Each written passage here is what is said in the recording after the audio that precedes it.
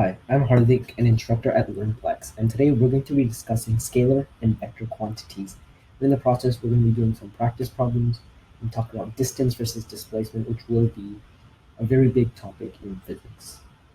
So what is scalar and vector? So a scalar quantity is a quantity that's described by a magnitude or just a numerical value alone. Doesn't make that much sense, but it will make sense when we talk about what vector quantities are. Vector quantities is something that is described by magnitude and a direction. This is the most important part. It's described by magnitude and direction. So let's just do some practice problems in which we can discuss if a quantity is a scalar or if it's a vector. So we have this quantity, 5 meters. It's just 5 meters. There's no direction at all. So this is going to be scalar. 30 meters per second east. East. This has a direction. So that is going to be vector. 5 meters north. This has a direction. So it's going to be vector.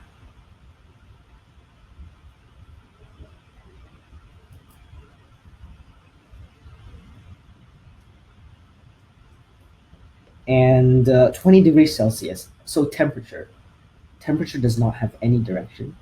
So it's going to be scalar.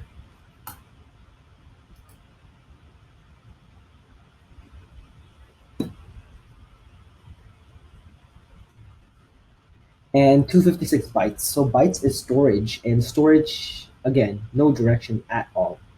So it's going to be scalar.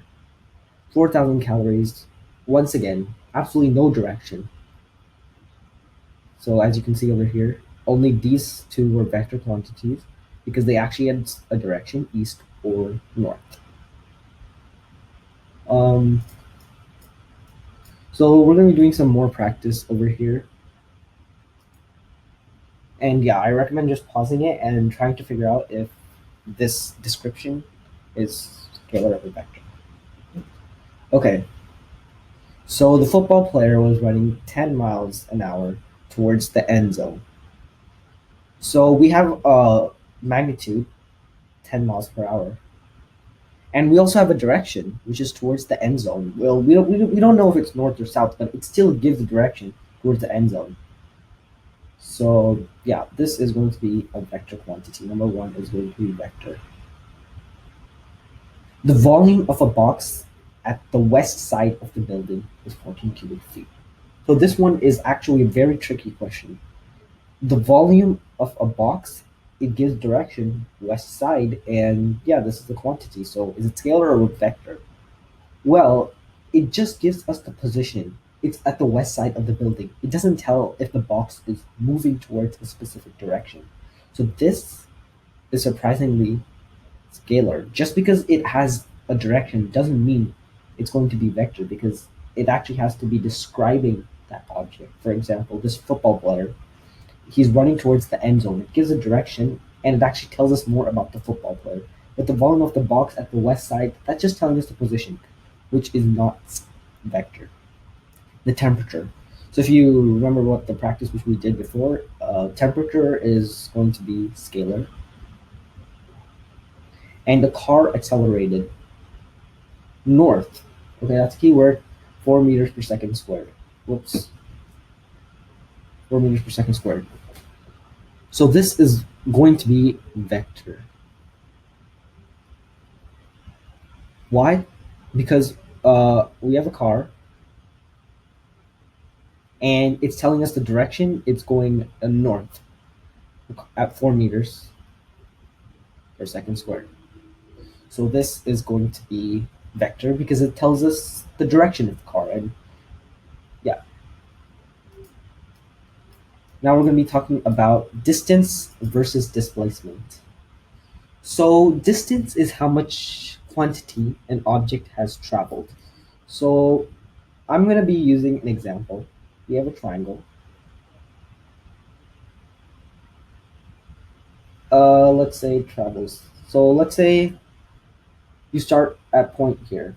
and you drive to the grocery store, and then you go to the park, let's say, and then you go back home. So how much distance did you travel? Let's say this is 3 and this is 4. So you went to the grocery store first, which is 3 miles, and then you went home, and then you went to the park, which is 3 miles, which is 4 miles, and then you went back home. In total, that is going to be 3 plus 4 plus 5. 7 plus 5 is 12 miles. So that is the distance. But actually, the displacement is going to be 0 because you didn't change your position in that much amount of time. You traveled a lot of distance, but you didn't change your actual position at the end of the day. So distance is how much you've traveled, but displacement is referring to how far out an object is placed and its overall change in position. For example, you can have point A over here and point B over here. And let's say you traveled all the way here across the country, and then, so what is your distance? All this entire squiggly line is your distance traveled. Distance. But just this part, this length over here, that is going to be your displacement.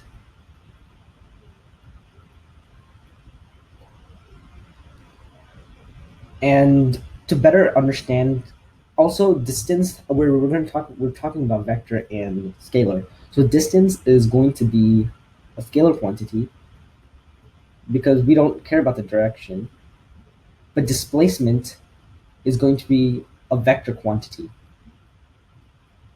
because with displacement you can actually displace this much, like 5 meters left, or you can displace 5 meters right, which can be negative. But the distance will always be positive.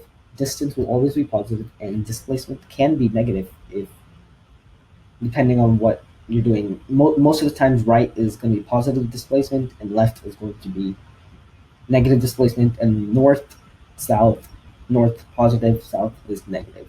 So to better understand how distance and displacement work, I have pulled up a little animation over here, which actually shows what distance versus displacement is and gives a better visual representation. So let me just play through it.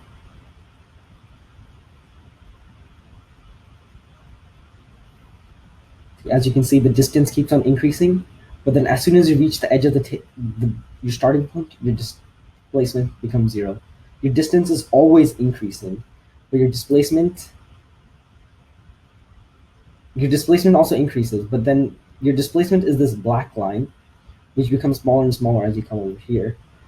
And then the distance is the dotted line, which always increases. So let me just play this again and look through it.